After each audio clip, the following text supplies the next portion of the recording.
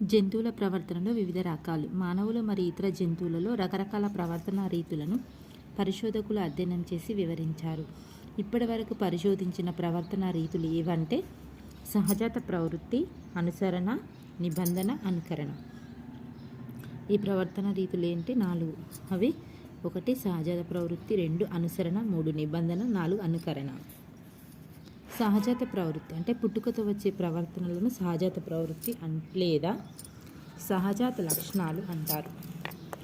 పుట్టుకతో వచ్చే ప్రవర్తనను సహజాత ప్రవృత్తి లేదా సహజాత లక్షణాలు అంటారు. వీటిని నేర్చుకోవలసిన అవసరం ఉండదు.